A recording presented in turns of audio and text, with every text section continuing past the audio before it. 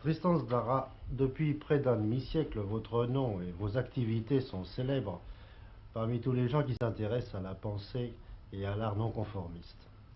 Est-ce que vous vous considérez comme le promoteur ou l'un des promoteurs du mouvement surréaliste? Promoteur, c'est un bien grand mot. Enfin, disons que Dada a eu une grande importance dans la formation du surréalisme, aussi bien sur le plan des idées que sur celui de la poésie ou de l'art en général. Enfin, promoteur, il y a eu beaucoup de promoteurs, aussi bien pour le Dada que pour le surréalisme, c'est-à-dire il y a eu des personnalités qui avaient des idées proches ou des idées qui ont été développées par la suite.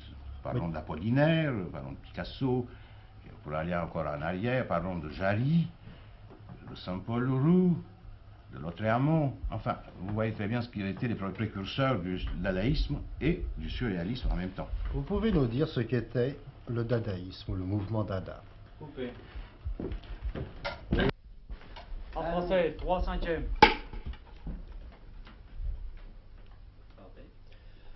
Qu'est-ce que c'était que le mouvement Dada? Dada était un mouvement de révolte, un état d'esprit. Il correspondait à une révolte propre à toutes les adolescences, et à la nôtre en particulier.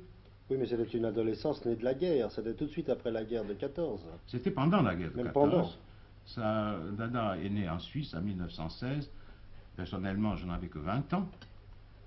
Et nous tous, harpe, bal, etc., qui faisions partie du mouvement, nous étions révoltés contre toutes ces fausses valeurs, contre cette fausse morale, contre ce faux art avec un A majuscule. C'était donc pas seulement un mouvement artistique, esthétique, une école littéraire. Ces moyens d'expression étaient cependant artistiques ou littéraires, mais nous ne voulions pas que cela devienne une école littéraire, dans le sens classique du terme. Pourquoi le mot Dada?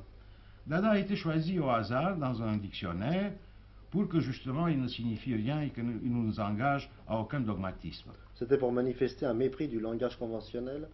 En plus, bien entendu, et aussi parce que toutes les écoles d'art s'étaient déjà illustrées par une sorte de volonté d'aller dans un sens donné qui cachait à ces directions le but principal de l'art ou de la littérature, celui de l'homme mis au centre de toutes sortes de préoccupations. Mais c'était un rassemblement d'initiatives individuelles. Chacun était très libre à l'intérieur du mouvement Dada. Oui, et nous insistions beaucoup sur le fait que Dada n'était pas dogmatique.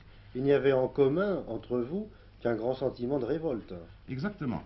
Et ce sentiment de révolte s'exprimait différemment chez chacun de nous, et malgré tout, avec tous allant dans un sens qui était le même, qui était celui de dépasser les formes de l'art pour atteindre la liberté de l'homme et de l'individu. Donc le mouvement surréaliste est né bien après le mouvement Dada. Oui, puisque Dada est né en 1916 à Zurich. Et le surréalisme? En 1924 à Paris. En 1920, je suis arrivé à Paris, et Dada a eu ici une très grande répercussion. Il est devenu un mouvement parisien. Oui, il a fait beaucoup de grands scandales. Du reste, on peut dire que la route du scandale est coupée depuis Dada. Aujourd'hui, vous pensez qu'on ne peut plus faire scandale sur le plan littéraire, esthétique? On ne peut plus faire scandale qu'en retournant en arrière. Par exemple? Par exemple, comme Dali, qui pour faire scandale doit aller voir le pape. Vous pensez donc qu'on ne peut faire scandale qu'en étant dans l'extrême conformisme? Oui, et encore. Mais à cette époque-là, en 1920, à votre arrivée, vous rencontrez des gens comme Éluard, Aragon, Breton? Ah oui, ils étaient tous mes amis, mes grands amis. Breton, Aragon et Soupeau avaient déjà collaboré dans la revue Dada dès 1918.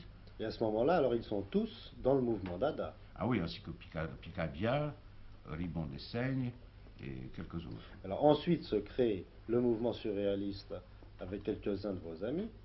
Non, il faut tout de même retourner en arrière, puisque la revue littérature, qui était dirigée par Breton, Soupeau et Aragon, dès 1919, était l'organe de Dada à Paris. Oui. Ils avaient donné leur entière adhésion à Dada, et c'est seulement en 1922 qu'il y a eu la première rupture importante, puisqu'à ce moment-là, un congrès a été appelé à Paris pour définir les tendances de l'art moderne. Or, Dada ne se considérait pas comme un mouvement moderne, et Breton et Aragon étaient les seuls défenseurs de ce congrès contre lequel s'étaient dressés Éluard, Benjamin Péret, Raymond Dessaigne, Soupeau, moi-même et bien d'autres. Donc il y avait une tendance pour faire passer la révolte sur le plan de l'esthétique et une autre tendance pour maintenir la révolte à l'état pur. Sinon, oui, on peut dire cela. Mais alors ensuite, lorsque le surréalisme a agrégé Breton, Éluard, Perret et tous ceux qu'on connaît, il y a eu rupture entre les surréalistes et vous. Oui, à partir de 1922, 22 et 23, il y a eu une rupture. Pourquoi? Bien, justement, parce que moi, je ne considérais pas que le mouvement surréaliste qui se dessinait déjà à l'époque, mais qui n'a pris figure qu'en 1924, pouvait devenir dogmatique et systématique. Mais il y a eu ensuite des raisons politiques qui vous ont fait rompre. Plus tard, plus tard.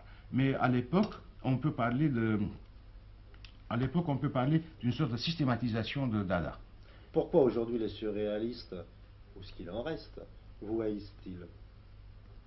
Oh, ça c'est difficile à dire, probablement parce qu'ils me trouvent très proche d'eux et que je n'épouse pas leurs idées. Les surréalistes, il n'y a plus que Breton d'anciens groupes. Bien sûr.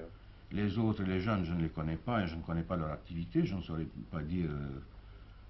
Mais il y a eu un moment où, tout de suite avant la guerre, enfin avant celle-ci, des surréalistes se sont inscrits au Parti communiste.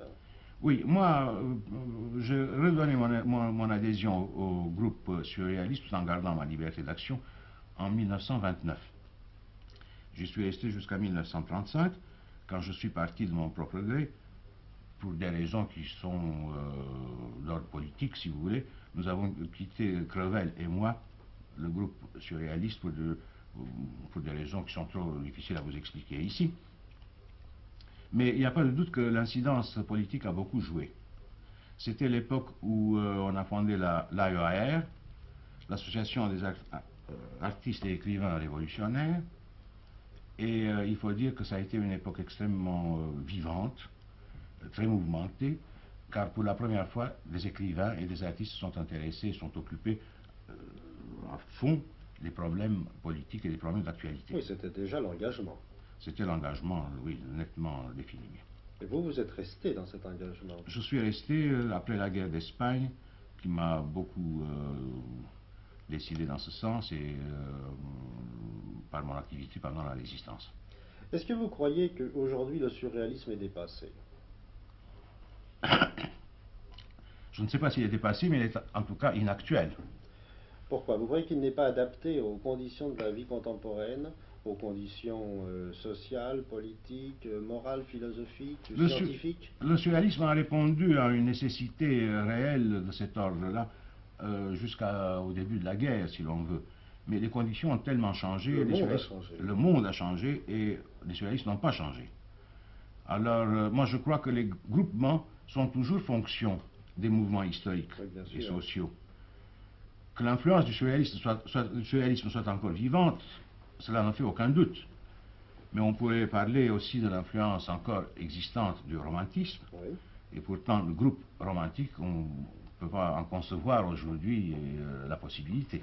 Est-ce que vous voyez naître un nouveau mouvement, un mouvement de révolte du même ordre?